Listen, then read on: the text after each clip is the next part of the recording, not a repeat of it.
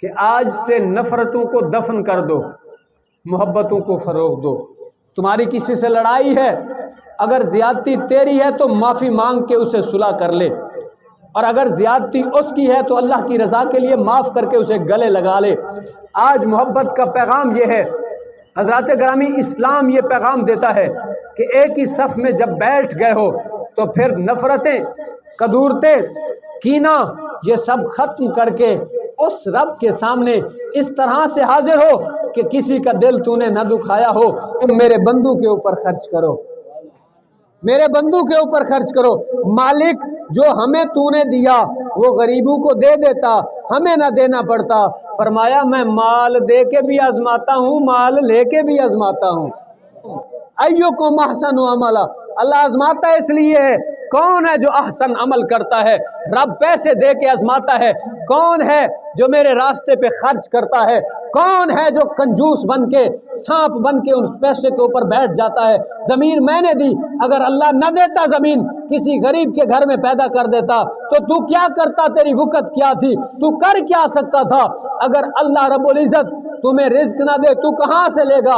اللہ کے علاوہ کون سا دروازہ ہے جہاں سے تو لے گا؟ اگر تیرے پاس جوانی ہے تو کما سکتا ہے، اللہ تجھے مزدوری کا موقع نہ دے تو کیا کرے گا؟ اللہ اگر تجھے صحت نہ دے، نہ چل سکے تو پھر کیا کرے گا؟ اللہ کہتا ہے سارا کچھ میں نے تمہیں دیا، اب میرے غریبوں کا خیال رکھ۔ تیرے پڑوس میں جو بھوکے سو رہے ہیں تو نے تو پیٹ بھر کے کھایا، غریب کا خیال نہ رکھا۔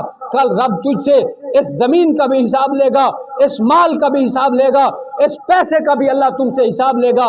حضرات گرامی سن لو، خالق کائنات فرماتا ہے اس جوانی کا حساب تم سے لوں گا، اس پیسے کا حساب تم سے لوں گا، میں نے جو زمینیں تمہیں دی، جو مال تمہیں دیا، اس کا حساب تم سے لوں گا۔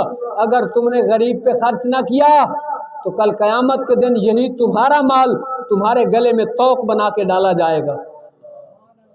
عطا اللہ کرتا ہے، پھر اس کی راہ میں خرچ کرنا چاہیے۔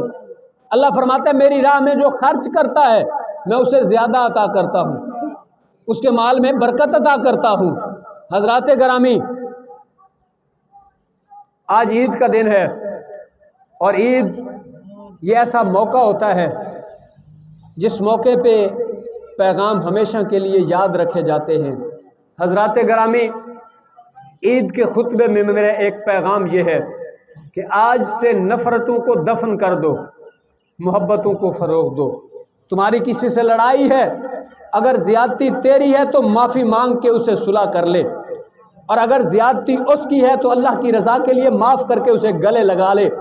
آج محبت کا پیغام یہ ہے، حضرات گرامی، اسلام یہ پیغام دیتا ہے کہ ایک ہی صف میں جب بیٹھ گئے ہو تو پھر نفرتیں، کدورتیں، کینہ، یہ سب ختم کر کے اس رب کے سامنے اس طرح سے حاضر ہو کہ کسی کا دل تو نے نہ دکھایا ہو۔ تو اگر اس دنیا سے اٹھے تو کوئی یہ نہ کہے شکر ہے ظالم تھا اٹھ گیا، ہم ظلم سے بچ جائیں گے۔ تیرے مرنے کے بعد لوگ یہی کریں میاں بڑا محبت والا آدمی تھا، بڑا پیار والا آدمی تھا، جس سے بھی ملتا تھا مسکرا کے ملتا تھا، کسی سے لڑتا نہیں تھا، اگر اس سے کوئی زیادتی کر بھی لیتا تھا پھر بھی مسکرا کے اسے گلے لگا لیتا تھا۔ آؤ آج کا پیغام یہ ہے کہ اس طرح کے اوصاف پیدا کرو کہ اللہ بھی راضی ہو جائے، اللہ کا حبیب بھی راضی ہو جائے۔ دوسرا پیغام یہ ہے، ہم مسلمان ہیں، اللہ نے ہمارے اوپر جو حکم نافذ کیے ان کو پورا کرنے کی کوشش کرو۔ اللہ نے نماز کا حکم عطا کیا ہے، اس کو پورا کرو۔ اللہ نے رمضان کے روزے فرض کیے، ان کو پورا کرو۔ اللہ نے صاحب استطاعت پہ حج کو فرض کیا ہے، حج کرو۔ اللہ نے تمہیں زمین دی، تمہیں مال دیا تو حج کرو۔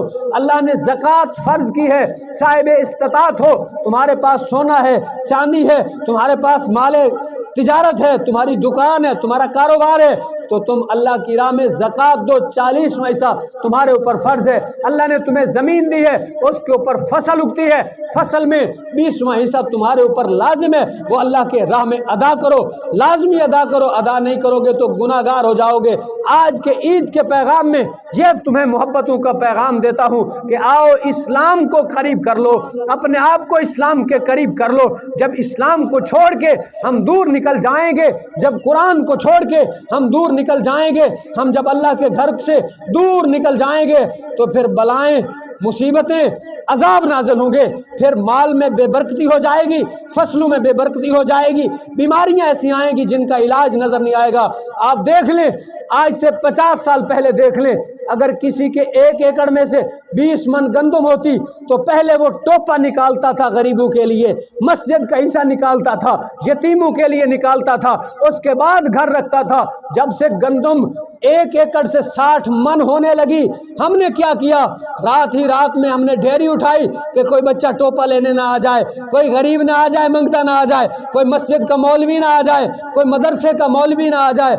हमने जब इस तरह किया तो हुआ क्या, पहले 50 साल पहले जब हालत ये थी कि लोग पहले अल्लाह का हिस्सा निकालते थे, बाद में अपने लिए ले जाते थे, पहले अल्लाह का हिस्सा निकालते थे, बाद में अपने बच्चों के लिए ले जाते थे, तो अल्लाह ताला करम फरमाता था, एक फूंक के साथ बीमारी दूर हो जाती थी। हज़रात ग्रामी एक गोली खा के बीमारी दूर हो जाती थी, एक फक्की बना के बाबा खाता था, बीमारी दूर हो जाती थी। अब लाखों रुपए इलाज पे लग जाते हैं, फिर भी पता नहीं बीमारी ठीक नहीं होती है। हज़रात ग्रामी, ये अल्लाह का अज़ाब होता है, ये अल्लाह की नाराज़गी होती है। अल्लाह रब्बुल इज़्ज़त जब बंदों से नाराज़ होता है तो फिर क्या होता है, अल्लाह अज़ाब नाजिल कर देता है, मुसीबतें आ जाती हैं, परेशानियां आ जाती हैं। तो हज़रात ग्रामी, अगर आप चाहते हैं मसाइब से, परेशानियों से बचना चाहते हैं तो इस्लाम के करीब हो जाइए, दीन के करीब हो जाइए, मोहब्बत वाली ज़िंदगी गुजारने का अपने आप को कायल कीजिए।